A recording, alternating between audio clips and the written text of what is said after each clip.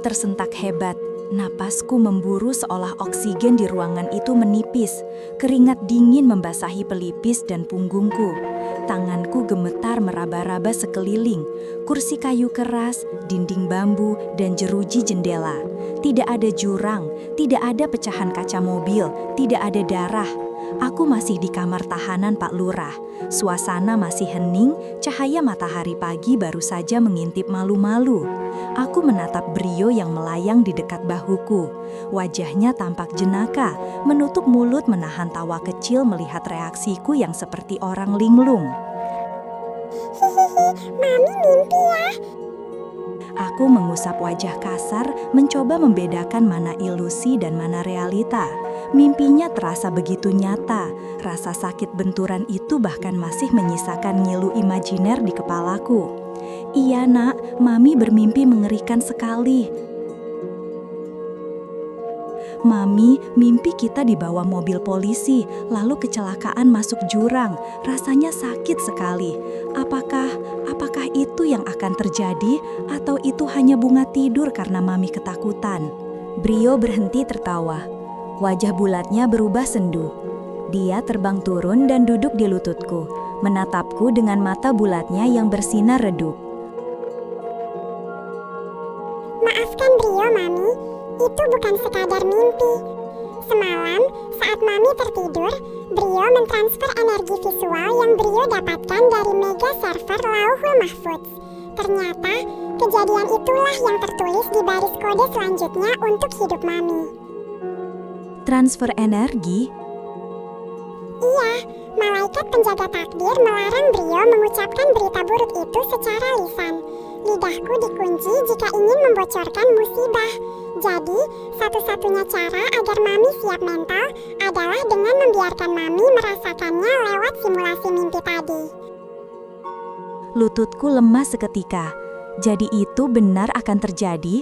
Kecelakaan itu, amnesia itu, perpisahan dengan Mas Sunyi itu, semuanya nyata dan sedang menungguku di depan sana? Lalu apa gunanya kamu di sini kalau kamu tidak bisa menolong Mami? Teriakku frustrasi, air mata kembali tumpah. Kalau kamu tahu mobil itu akan celaka, tolong lakukan sesuatu. Kempeskan bannya, buat mesinnya mogok, apapun Brio. Mami takut sakit, Mami takut lupa ingatan. Brio menunduk dalam, tampak bersalah namun tak berdaya. Maaf Mami, Brio untuk masalah fisik ini nggak bisa berbuat apa-apa. Brio hanya ruh kecil. Brio tidak punya jasad untuk memegang paku atau merusak mesin mobil. Brio hanya penumpang di garis waktu Mami. Keputusasaan menyelimuti hatiku. Aku merasa seperti terpidana mati yang sudah tahu kapan eksekusinya, tapi tak bisa lari. Lalu apa yang harus Mami lakukan, nak? Isaku lirih. Kalau takdirnya sudah tertulis Mami akan celaka, untuk apa Mami berdoa? Untuk apa Mami sholat kalau akhirnya tetap masuk jurang? Brio mendongak, matanya kembali bersinar terang. Kali ini dengan sorot ketegasan yang ilahiyah. Dia terbang sejajur dengan wajahku. Mami, dengarkan Brio. Jangan pernah berputus asa dari rahmat Allah. Memang ada takdir yang mutlak, mubram, tapi ada juga takdir yang bisa berubah atau diringankan, mu'alak, dengan kekuatan doa dan ikhtiar batin. Brio merentangkan tangan mungilnya, seolah sedang berkhotbah. Mami, ceritakan ketakutan Mami kepada Allah sekarang juga. Minta padanya agar takdir buruk itu diubah menjadi keselamatan atau setidaknya diringankan dampaknya. Karena hanya Allah pemilik hak veto atas segala kejadian. Apa Allah mau mendengar pendosa seperti Mami? Allah itu maha pemalu jika hambanya mengangkat tangan lalu dia membiarkannya kosong, Mami. Di dalam Al-Quran, di surat Ar-Rod ayat 11, Allah berfirman dengan sangat indah. Brio memejamkan mata, melantunkan ayat itu dengan suara yang meski kecil namun menggetarkan dinding hati. Innallaha la yughayyiru ma biqaumin hatta yughayyiru ma bi anfusihim. Dia membuka mata, menatapku lekat.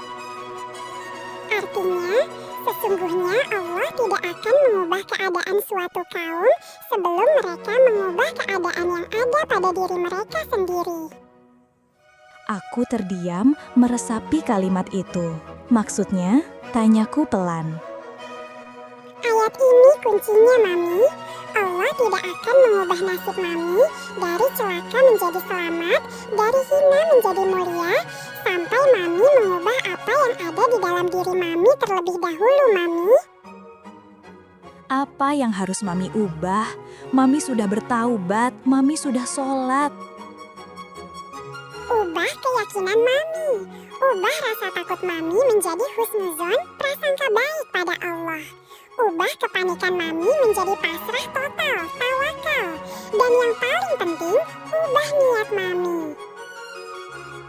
Brio mendekat, menempelkan keningnya ke keningku. Terasa hangat.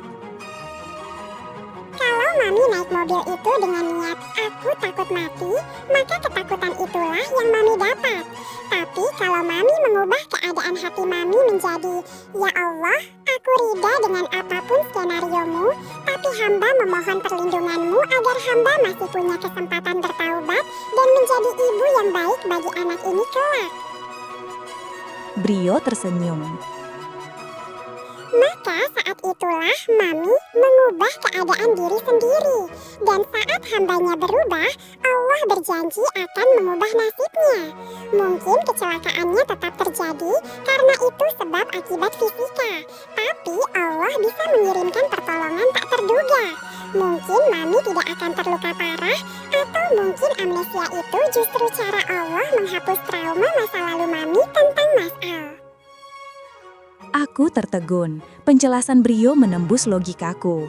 Selama ini aku sibuk ingin mengubah keadaan di luar, lurah, polisi, mobil, padahal Allah memintaku mengubah keadaan di dalam hatiku dulu. Aku menghapus air mata, lalu kembali mengambil tasbih. Baik nak, Mami paham, ucapku mantap. Mami tidak akan minta kecelakaan itu dibatalkan, karena Mami tidak tahu mana yang terbaik. Tapi, Mami akan mengubah hati Mami. Mami akan hadapi hari ini dengan keyakinan bahwa Allah sedang menyelamatkan Mami dengan caranya yang misterius. Nah, itu baru Maminya Brio. Sorak Brio riang berputar salto di udara. Ayo Mami, banyakin zikir hasbunallah wa ni'mal wakil. Itu tameng paling kuat. Di luar sana, suara sirine mobil polisi mulai terdengar mendekat. Sama persis seperti dalam mimpiku. Namun kali ini, aku tidak lagi gemetar ketakutan. Aku berdiri tegak, memegang tasbih, siap menyongsong takdir dengan hati yang telah berubah.